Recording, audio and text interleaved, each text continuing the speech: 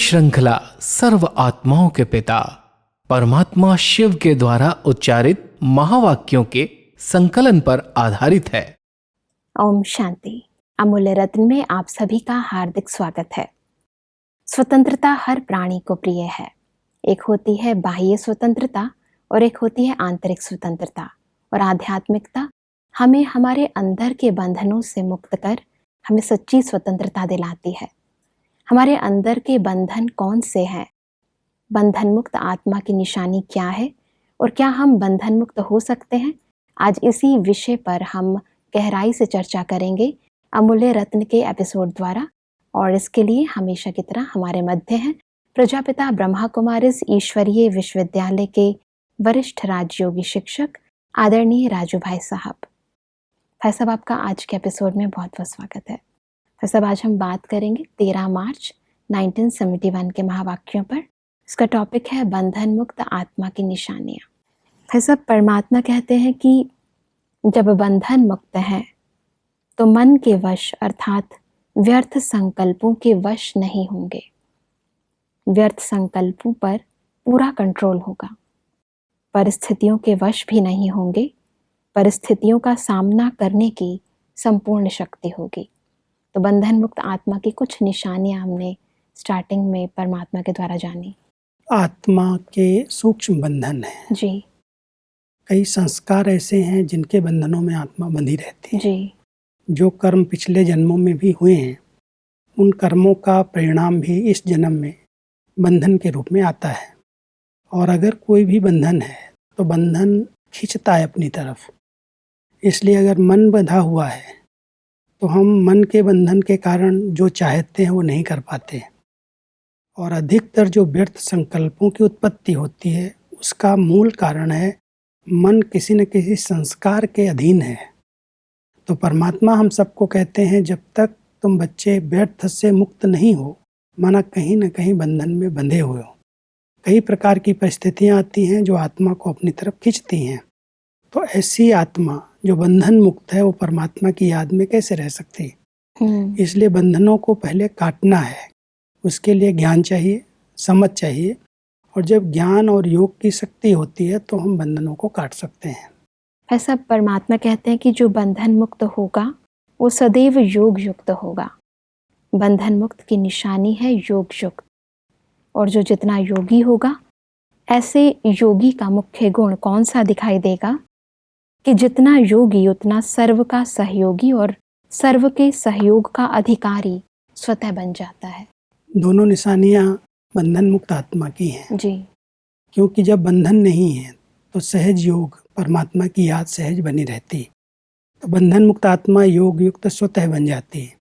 और जो योगी है उसका परमात्मा के साथ कनेक्शन होने के कारण सबके साथ संबंध हो जाता और सर्व आत्माओं का उसे सहयोग प्राप्त होता है। वो भी सबका सहयोगी बनता और उसे भी सबका सहयोग मिलता है। क्योंकि परमात्मा हमारे पिता हैं और उस पिता परमात्मा के साथ हमारा संबंध है। कोई भी देह संबंध लौकिकता के रूप में हमें खींचते नहीं, बंधन नहीं डालते। तो परमात्मा के साथ हमारा बुद्धि योग जुटते ही सब प्रिय लगते हैं और सबका सहयोग मिलने लगता है। इसलिए परमात्मा कहते हैं बंधनों को पहले काटो। जी। योग युक्त बन करके परमात्मा की याद से बंधन कटते जाएं।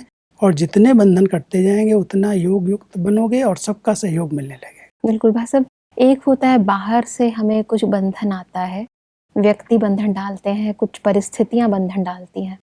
और एक होता है आंतरिक बंधन मेरा। क्या है, बाह्य बंधनों को तो काटा जा सकता है, सहज है। जी। और बंधन अगर डाल भी रहे हैं और मन बंधा हुआ नहीं है तो कोई बांध नहीं सकता। जैसे मीरा के मिसाल में हमने सुना है कि वो भक्ति के अंदर इतनी तल्लीन थी, बहुत सारे बंधन उनके जीवन में आए जी। लेकिन मन से स्वतंत्र थी तो श्री कृष्ण की याद में बैठ जाती थी। उनका साक्षात्कार होने लगता था उनको। तो स्वतंत्र थी मन से। शारीरिक रूप से स्थूल में लोगों ने बंधन डाले लेकिन मन को कोई बांध नहीं सका। तो सूक्ष्म बंधनों को काटने की बात है। स्थूल में अगर कोई बंधन है भी तो हम अपनी शक्ति से भी उन बंधनों को क्रॉस कर सकते हैं। जी।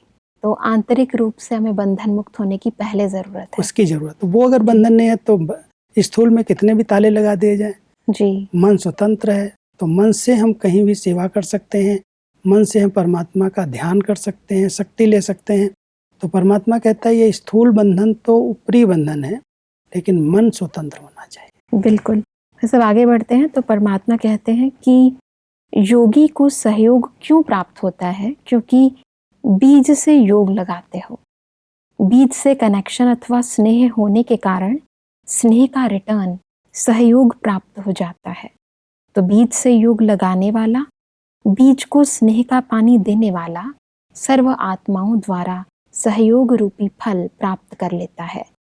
जैसे साधारण वृक्ष के फल की प्राप्ति के लिए क्या किया जाता है, वैसे ही जो योगी है उसको एक एक से योग लगाने की आवश्यकता नहीं होती, एक एक से सहयोग प्राप्त करने की आशा नहीं रहती, लेकिन एक बीज से योग अर्थात कनेक्शन होने के कारण सर्व आत्माएं अर्थात पूरे वृक्ष के साथ कनेक्शन हो ही जाता है। तो कनेक्शन का अटेंशन रखो।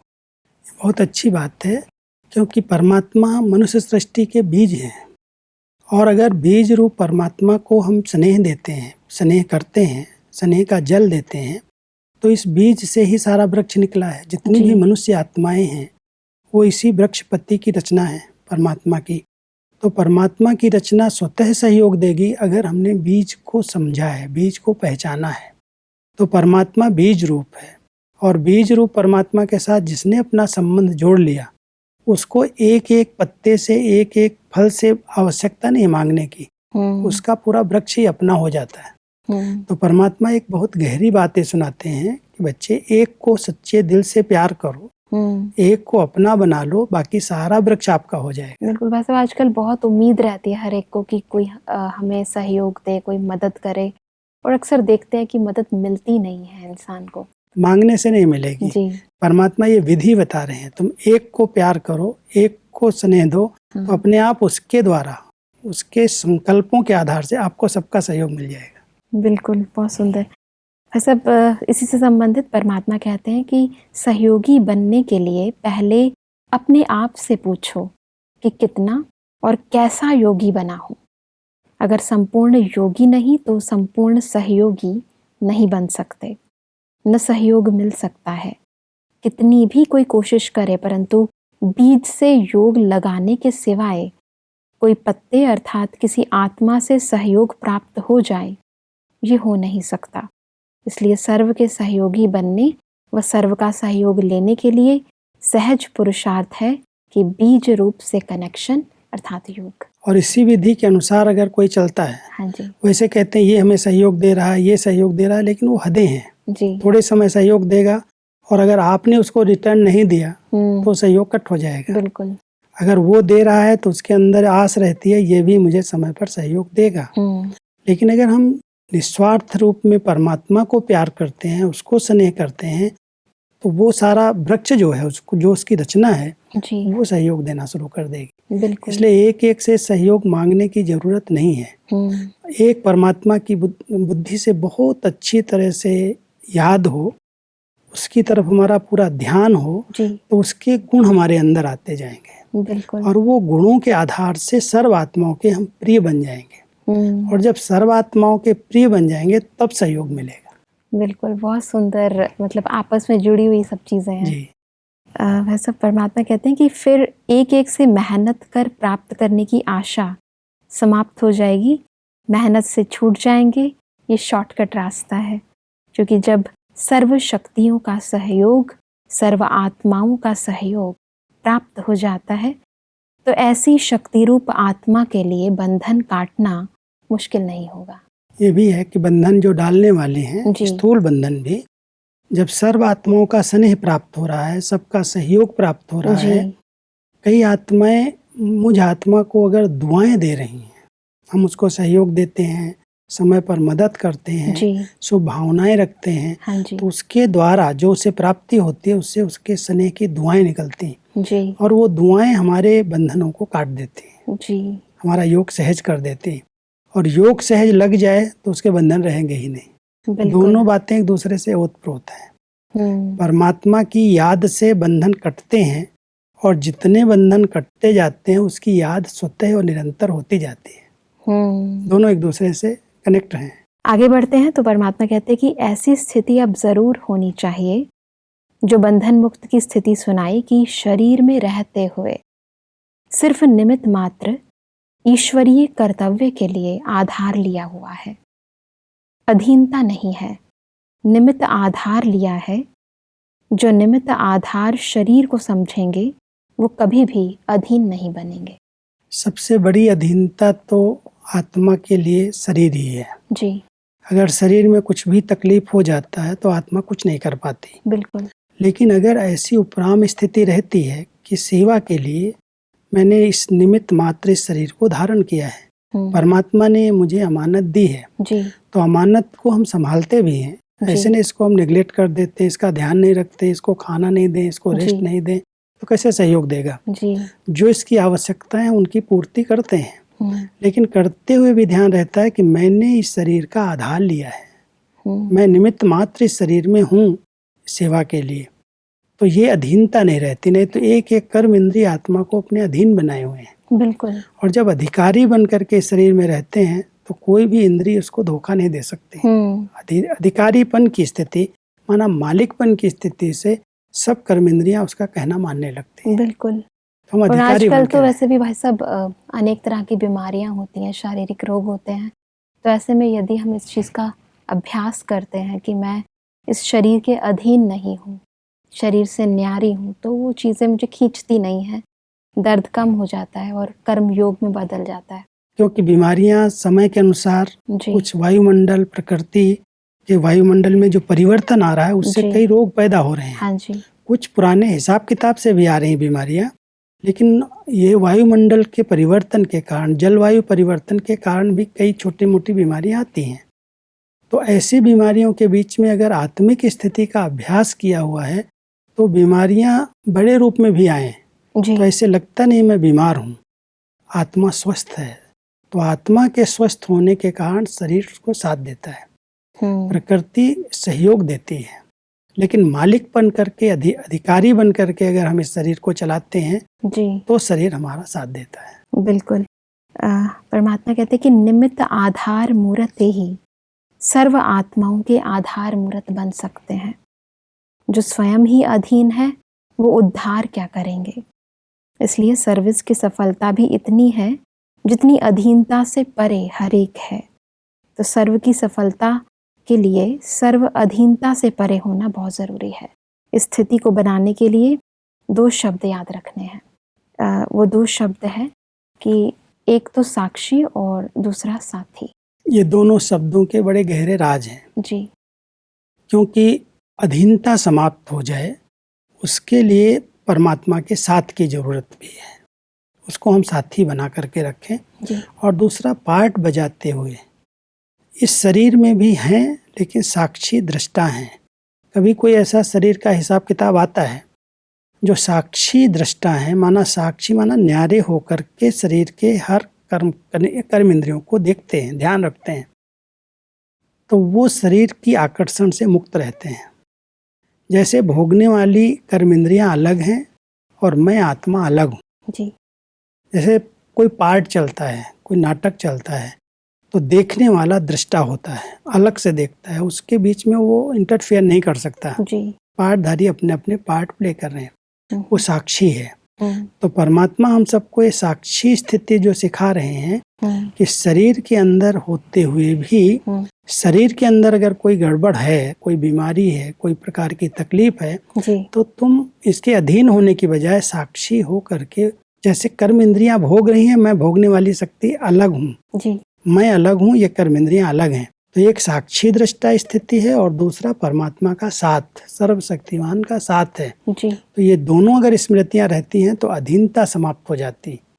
एक अधिकारीपन का नेचुरल नशा रहता है कि मैं मालिक हूँ और मैं इन कर्मेंद्रियों के द्वारा ये कर्म कर रही हूँ, करा रही हूँ, मैं अलग हूँ। जी। इस अभ्यास की जरूरत है, इसलिए दोनों शब्द बहुत आवश्यक है। सब आगे बढ़ते हैं तो परमात्मा कहते हैं कि जो प्रवृत्ति में रहते हैं उन्हों के लिए सहज बात इसलिए है कि उन्हों के सामने सदैव कंट्रास्ट है। कंट्रास्ट होने के कारण निर्णय करना सहज हो जाता है। कोई भी जब कंट्रास्ट होता है जी, पास्ट जीवन का उनको अनुभव है, जी। जो विकारी जीवन उन्होंने व्यतीत किया है, उनमें जो उन्हें प्राप्तियां हुई हैं उसका अनुभव है, और जो अलौकिक जीवन में इस पवित्र प्रवृत्ति के अंदर प्राप्तियां हैं, जी। उन दोनों का उनके सामने कंट्रास्ट है। बिल्कुल। और जब कंट्रास्ट है कि उसमें कितना दुख था, अल्पकाल का क्षणिक सुख जी। और सदा काल का दुख था, जी। और इस प्रवृत्ति में, अलौकिक प्रवृत्ति में, पवित्र प्रवृत्ति के अंदर सदा काल का सुख ही सुख है। जी। तो ये कंट्रास्ट है, तो सहज निर्णय किया जा सकता है।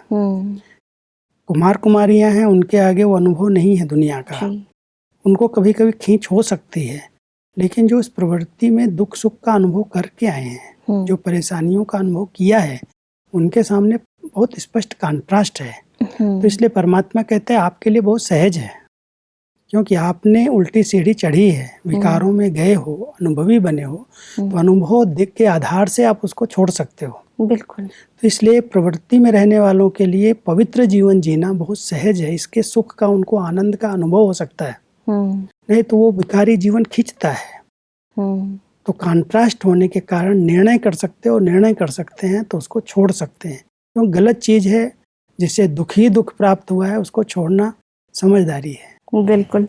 परमात्मा कहते हैं कि निर्णय करने की शक्ति कम है, इसलिए सहज नहीं भासता है। एक बार जब अनुभव कर लिया कि इससे प्राप्ति क्या है, फिर निर्णय हो ही जाता है। ठोकर का अनुभव एक बार किया तो फिर बार बार थोड़े ही ठोकर खाएंगे।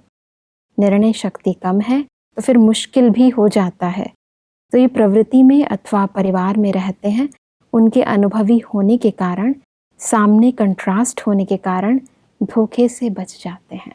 कोई भी व्यक्ति अगर बार बार कहीं ठोकर खाता है जी। तो उसको कहते हैं तुमको क्या हो गया। जी। जब एक बार ठोकर खा करके अनुभव कर लिया तो फिर अटेंशन से चलो। बिल्कुल। तो परमात्मा भी कहता है जो प्रवृत्ति में ठोकरें लगी, जो ग्रस्त आश्रम था वो ग्रस्त एकदम बंधन बन गया। जी। अनेक प्रकार के दुख बंधनों में बंधी हुई आत्मा परेशान थी, और परमात्मा के बच्चे बन करके उनसे सबसे मुक्त हो गए। जी। तो उस ठोकरों से बचाया भगवान ने, और जब बच गए हो तो फिर बार बार ठोकरें थोड़ी खाएंगे। लेकिन वहाँ ठोकरें तब लग रही हैं जब निर्णय नहीं करता है कि राइट क्या है, रॉन्ग क्या है।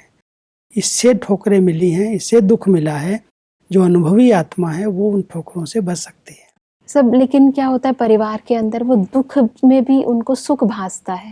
यानी माता को अगर मोह है तो उस मोह में उसे सुख भास रहा होता है, तो वो लेकिन उसने इस अलौकिक जीवन का अगर रस लिया है, इसका अनुभव किया है, थोड़ा समय अगर डिटैच रह करके, न्यारे प्यारे स्थिति में रह करके, और ऐसे अनुभवी आत्माओं के जीवन को देख करके भी तो सीखा जा सकता है। जी। कई ऐसी हैं प्रवृत्ति में रहते हुए जो बंधन मुक्त आत्माएं, बंधनों से बिल्कुल फ्री होकर के रह रही हैं। कभी भी कोई नीचे ऊपर बात होती है तो उनके जीवन में कभी दुख की लहर नहीं आती। तो उनके अनुभवों के आधार से भी तो उनके कंट्रास्ट हैं सामने जी। कि ये प्रवृत्ति में भी रह रहे हैं, हम भी रह रहे हैं। इनकी प्रवृत्ति के अंदर किसी भी प्रकार का दुख नहीं है, अशांति नहीं है, तनाव नहीं है। कारण क्या? हमारे अंदर है तो माना हमारे अंदर कोई कमी है, कमजोरी है, तो निर्णय कर सकते हैं ना। दूसरी प्रवृत्ति वालों को देख करके भी ये लोग अपने घर गृहस्थ को कैसे संभाल रहे हैं, ये कैसे न्यारे प्यारे रहते हैं, पालना भी ठीक कर रहे हैं, परिवार को भी अच्छी तरह चला रहे हैं, और कभी भी टेंशन में नहीं आते, कभी भी उदास नहीं होते, कभी भी हाय हाय नहीं करते। और हमारे सामने थोड़ी सी परीक्षा आती है और हम हाय हाय करने लगते हैं। तो दूसरों के जीवन के कंट्रास्ट से भी बहुत कुछ सीखा जा सकता है। इनफैक्ट भाई साहब, आजकल तो ये सोचना भी असंभव सा लगता है कि शायद ऐसा जीवन है जिसमें लड़ाई झगड़ा नहीं है, परेशानी नहीं है, एक दूसरे से कोई दुख की ऐसी भासना नहीं आती। मतलब इंसान सोचता है कि ये तो रेगुलर रूटीन में होता ही है, समझता है नेचुरल है। लेकिन अगर वो इस ईश्वरीय विश्वविद्यालय के जो विद्यार्थी हैं, जो प्रवृत्ति में रह करके चल रहे हैं जी, उनके परिवारों को भी देखें। घर गृहस्थ के अंदर रहते हैं जी, सबको संभालते हैं, सबको बहुत अच्छी तरह से पालना देते हैं, लेकिन सब कुछ करते हुए इतने न्यारे प्यारे रहते हैं जैसे हैं भी सब अपने और कोई भी अपना नहीं। तो ऐसी साक्षी स्थिति जो उन्होंने बनाई है उसको देख करके भी हम सीख सकते हैं, प्रेरणा ले सकते हैं कि वो ठोकर नहीं बार बार खाते हैं। प्रवृत्ति में चलने वाले अगर खुद के जीवन का कॉन्ट्रास्ट है तो अच्छी बात है, जी और अगर खुद के आगे कॉन्ट्रास्ट अनुभव नहीं होता, निर्णय नहीं कर पाते, तो ऐसी पवित्र प्रवृत्ति वाली आत्माओं के साथ मिलना, उनके अनुभवों से सीखना चाहिए। जी उनके अनुभवों से बहुत प्रेरणाएं मिलती हैं। बिल्कुल। तो सब परमात्मा कहते हैं कि जो वरदान के अधिकारी बन जाते हैं वो किसी के अधीन नहीं होते हैं। तो अब अधीनता समाप्त, अधिकार शुरू। जब कोई अधीनता का संकल्प अब ना आए, ऐसा पक्का निश्चय हो। निश्चय में कभी परसेंटेज नहीं होती है। जो पक्के निश्चय बुद्धि होते हैं कि मैं विजयी हूँ, मेरा साथी स्वयं भगवान है, निश्चय है हमारा, तो निश्चय में संशय की मात्रा नहीं होती। कोई कहे मेरे 10% निश्चय है, 25% निश्चय, माना निश्चय नहीं है वो। निश्चय तो 100% होता है। जिस बात को हमने पहचान लिया, अनुभव कर लिया, प्राप्तियां हो गई, उसमें संशय की मार्जिन ही नहीं है। या तो है या तो नहीं है, या तो है या नहीं है। तो जो वो अधिकारीपन की जीवन है जिसमें इतना अपार सुख है, कोई कर्मेंद्रियों की अधीनता नहीं है जी। जब इसमें निश्चय हो गया कि यही जीवन सच्ची जीवन है, ये प्रवृत्ति ही आदर्श प्रवृत्ति है, तो उसका जिसने अनुभव कर लिया उसमें संशय क्यों आ रहा है? जी संशय आ ही नहीं सकता। ऐसे नहीं कह सकते थोड़ा निश्चय है, हाँ ऐसे जीवन बन सकती है। बन गई है, सबकी बनी है, कईयों ने बनाई है, उनको देख करके हम संपूर्ण निश्चय बुद्धि हो सकते हैं। जी। वैसे परमात्मा कहते हैं कि जब स्नेह और शक्ति समान होंगे फिर तो संपूर्ण हो ही गए। तब शूरवीर रूप का साक्षात्कार करो। शूरवीर कभी किसी से घबराते नहीं, लेकिन शूरवीर के सामने आने वाले घबराते हैं। तो अभी जो शूरवीरता का साक्षात्कार किया, सदैव वो सामने रखो। जो शूरवीर माना जो हिम्मतवान है, जी। साहस है, जिनके पास शक्ति है, जी। वो कोई भी बात से, कोई भी परिस्थिति से, छोटी मोटी बातों से डरते और घबराते नहीं हैं। जी। इसके लिए दो बातें परमात्मा ने कही। स्नेह स्वरूप तो हो, स्नेही बन गए, परमात्मा के बच्चे बन गए, स्नेह जुड़ गया, लेकिन इसके साथ साथ शक्ति भी होनी चाहिए। बिल्कुल। सर्वशक्तिवान से जितना हम कनेक्ट होते जाएंगे उतना सर्व शक्तियाँ आती जाएंगी जी। और वो शक्तियाँ अगर हैं तो कोई भी बात आएगी उसका सामना कर सकेंगे। जो शूरवीर आत्माएं होती हैं, शक्तिशाली आत्माएं होती हैं, वो बहुत समर्थ अपने आप को अनुभव करते हैं। उनके सामने कोई भी बात आएगी ऐसे रहेगा कोई बड़ी बात नहीं है, पार हो जाएंगे। डरेंगे नहीं, घबराएंगे नहीं, कैसे होगा, क्या होगा। उसमें थोड़ा सा परीक्षाओं के समय धैर्यता की जरूरत होती है। थोड़ा समय धैर्यता से, गंभीरता से, स्थिर माइंड से समझ करके फिर निर्णय लें और पार हो जाएं। तो शूरवीर आत्माएं जो होती ना, क्यों क्या कैसे में उलझती नहीं, जल्दी जल्दी घबराती नहीं, दूसरों को बताती नहीं, अंदर ही अपनी स्थिति बना करके और उस परीक्षा को पार कर लेती। परीक्षाएं तो हर एक के सामने आती हैं, लेकिन कोई भी परीक्षा है अगर स्थिति अच्छी है, शूरवीरता माना अंदर की शक्तिशाली स्थिति है, परमात्मा के साथ कनेक्शन जुटा हुआ है, तो लगता है कोई बड़ी बात नहीं, नथिंग न्यू, पार हो जाएंगे और पार हो जाते हैं। बिल्कुल। फिर सब आज हमने बहुत सारी बातें जानी और सबसे इम्पोर्टेंट है कि हमें आंतरिक बंधनों को कैसे तोड़ना है, उन विधियों को भी जाना। फिर सब आपकी इस बहुमूल्य चर्चा के लिए बहुत बहुत धन्यवाद। दर्शकों, आज के एपिसोड में हमने बंधन मुक्त आत्मा की निशानियों को समझा। बंधन मुक्त आत्मा सदा योग युक्त होगी और जो योग युक्त होगा वह स्नेह युक्त और सहयोग युक्त स्वतः होगा। सर्व प्रकार की अधीनता को समाप्त करने के लिए हमें सदा दो शब्द याद रखने हैं, एक साक्षी और एक साथी। दर्शकों, आज के एपिसोड से संबंधित यदि आपके मन में कोई भी प्रश्न है तो आप नीचे लिखे गए ईमेल आईडी पर कांटेक्ट कर सकते हैं। अगले एपिसोड में एक और अव्यक्त मुरली के साथ हम आपके समक्ष फिर हाजिर होंगे। तब तक के लिए ओम शांति। मुख्य सार: बंधन मुक्त स्थिति की निशानियां। मन के वश अर्थात व्यर्थ संकल्पों के वश नहीं होंगे। परिस्थितियों का सामना करने की संपूर्ण शक्ति होगी। बंधन मुक्त स्थिति की निशानी है योग युक्त। ऐसा लगता है जैसे शरीर में रहते हुए इस तन को सिर्फ निमित्त मात्र ईश्वरीय कर्तव्य के लिए आधार लिया हुआ है। योगी को सर्व का सहयोग कैसे प्राप्त होता है? बीज से योग लगाने से, बीज को स्नेह का पानी देने से सर्व आत्माओं का सहयोग रूपी फल प्राप्त होता है। बीज से कनेक्शन अर्थात पूरे वृक्ष के साथ कनेक्शन। एक एक से योग लगाने की आवश्यकता नहीं। अधिक जानकारी के लिए संपर्क करें Amulya Ratan Godlywood studio, Manmohini Van, Shantivan post, Abu road 307510, district Sirohi, Rajasthan. Email ID है amulyaratn@godlywoodstudio.org।